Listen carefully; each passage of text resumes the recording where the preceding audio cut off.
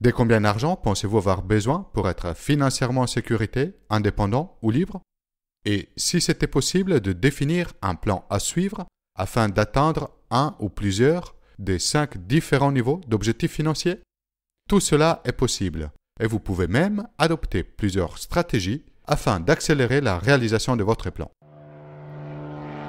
Mind Parachutes, à chaque idée des nouveaux horizons. L'argent, l'art de le maîtriser de Tony Robbins. Votre plan concret vers l'indépendance et la liberté financière. Cette vidéo est dédiée à la 3e étape pour atteindre votre indépendance financière d'après les livres L'argent, l'art de le maîtriser de Tony Robbins. La première étape, la première règle pour devenir riche, consiste à prendre la décision financière la plus importante de votre vie. Elle est celle-ci. Décidez quel pourcentage de votre paye vous allez garder pour vous.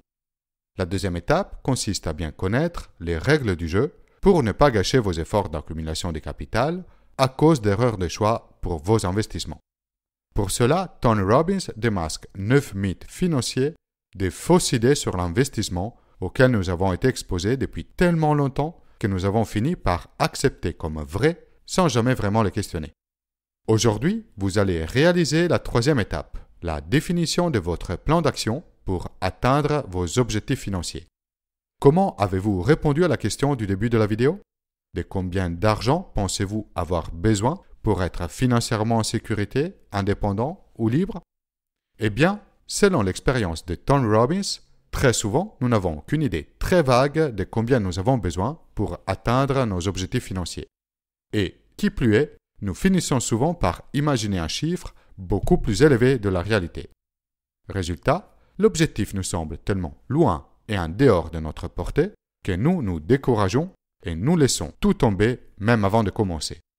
Plutôt que de rester sur un objectif très vague qui ne permet pas d'avancer, il vaut mieux prendre quelques minutes et les calculer exactement.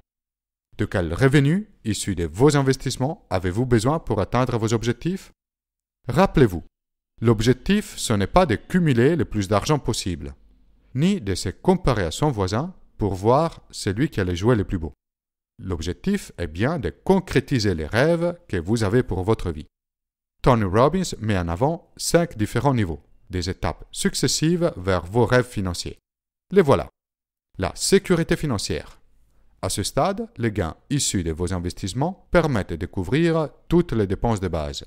Votre crédit immobilier ou votre loyer, les dépenses courantes comme l'eau, l'électricité ou le gaz, vos dépenses alimentaires, les frais de transport et les assurances de base. Une fois la sécurité financière acquise, toutes ces dépenses sont couvertes par les revenus de votre capital, sans compter sur votre travail. Pour connaître précisément le montant nécessaire à votre sécurité financière, calculez la somme annuelle de ses coûts quotidiens. Très probablement, pas besoin d'être millionnaire. Quelques dizaines de milliers d'euros de revenus sont souvent suffisants pour votre sécurité financière. La vitalité financière.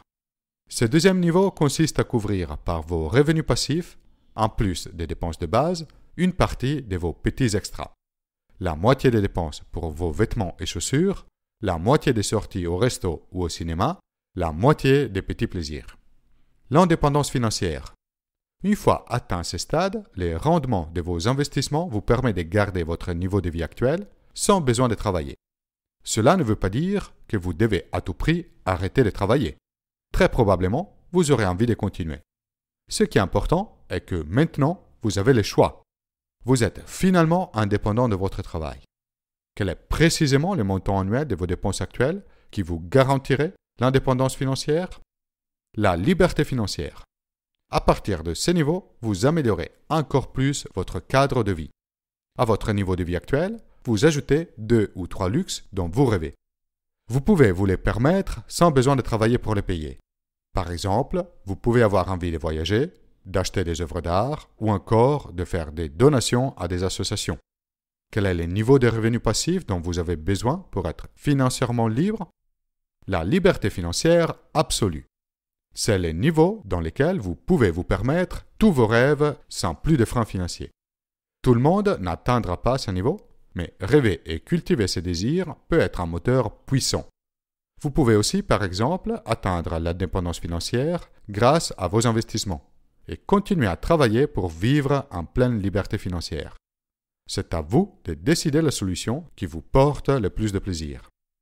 D'après l'auteur, c'est très important de connaître précisément les montants de revenus correspondant à chacun de ces niveaux. Si l'objectif n'est pas clair, il devient beaucoup plus difficile de l'atteindre.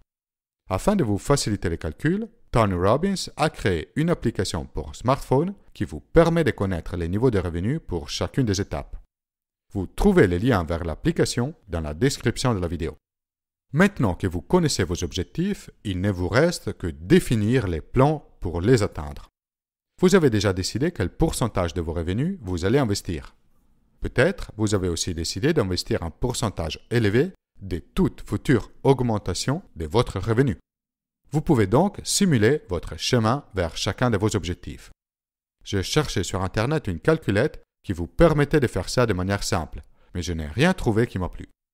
J'ai alors décidé de vous proposer un fichier Excel que vous pouvez télécharger directement depuis mon site web. Certes, ce fichier Excel n'est qu'un modèle très simplifié, mais il peut vous permettre de commencer à vous faire une idée. Alors, d'après votre plan, de combien de temps avez-vous besoin pour atteindre les différents niveaux de vos objectifs financiers? Une fois que vous avez défini votre plan, le plus important est d'agir pour le rendre concret, d'avancer régulièrement dans la direction que vous vous êtes fixée. Il s'agit d'un marathon et non pas d'un sprint. Attention, un plan ne représente qu'une simulation. Vos vrais résultats dépendent de la réalisation des hypothèses que vous avez prises, ainsi que d'autres variables qui, pour des raisons de simplicité, n'apparaissent pas dans les modèles, comme votre taux d'imposition ou l'inflation. Ce qui est important, ce n'est pas que les plans soient 100% exacts, mais que vous avez désormais décidé de comment vous allez construire votre futur financier. Vous êtes déterminé à implémenter les plans et à l'ajuster quand nécessaire pour atteindre vos objectifs. Peut-être vous serez surpris de voir que les premiers niveaux à atteindre, comme la sécurité ou la vitalité financière, ne sont pas aussi loin que vous l'aviez imaginé. La plupart des gens surestiment ce qu'ils peuvent faire en un an et sous-estiment grandement ce qu'ils peuvent accomplir en une décennie ou deux. Je le répète, le but, ce n'est pas de cumuler toujours plus d'argent. L'objectif est bien d'avoir les choix, la liberté de vivre la vie dans vos propres termes. Comme le disait Jim Rohn, ce que vous possédez ne vous rendra jamais heureux. C'est ce que vous devenez qui vous rendra très heureux ou très triste. Maintenant que le plan est clair, Tony Robbins suggère 5 stratégies que vous pouvez adopter pour l'accélérer. La première consiste à épargner plus et à investir la différence.